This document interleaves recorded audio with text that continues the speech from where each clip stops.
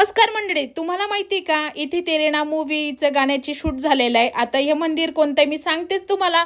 त्याआधी तर माझं नाव आहे सारिका. मी तुमचं खूप सारं स्वागत करते माझ्या आजच्या एका नवीन ब्लॉगमध्ये. आणि चला मस्तपैकी ना मी 2 दिवसासाठीच आले होते बरं का.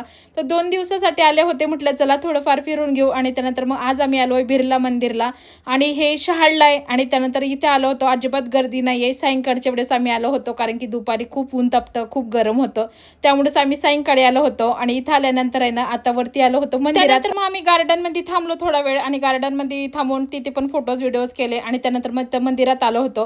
मंदिरात पाहिलं तर कोणीच नव्हतं, खूप जास्त गर्दी नव्हती, काही नाही. आणि खूप छान दर्शन पण झालं आमचं तिथे.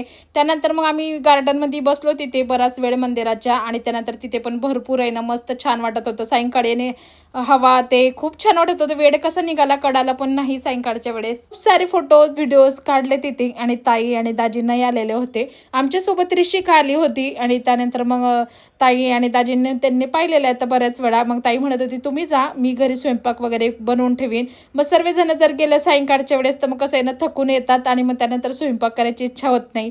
मग त्यासाठी ताई म्हणत होती मी स्वयंपाकनं ते बनवून ठेवीन, तुम्ही जा. मग आम्ही चालू होतो. आणि त्यानंतर मग आम्ही भरपूर तिथे फोटोज व्हिडिओज केले मस्त, खूप भारी वाटत होतं. आणि मी बऱ्याच वेळ तिथं बसलो पण. आणि त्यानंतर मग 2 दिवसासाठीच आम्ही आलो होतो, त्यामुळेच मग काही जास्त आम्हाला फिरायचं नव्हतं.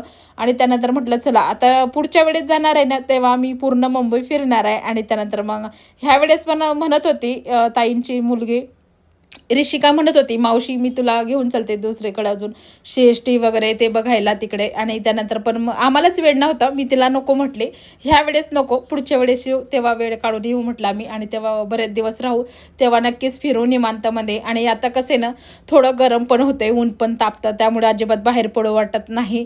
आणि इतकं गरम होतं ना सायंकाळच्या वेळेस पण खूप गरम होतं तिथे मुंबईला. आणि त्यानंतर मग म्हणजे अक्षरशः खूप असं भयानक वाटतं. मग त्यामुळेच आम्ही सायंकाळच्या वेळेस फिरायला निघालो 2 दिवस तरी.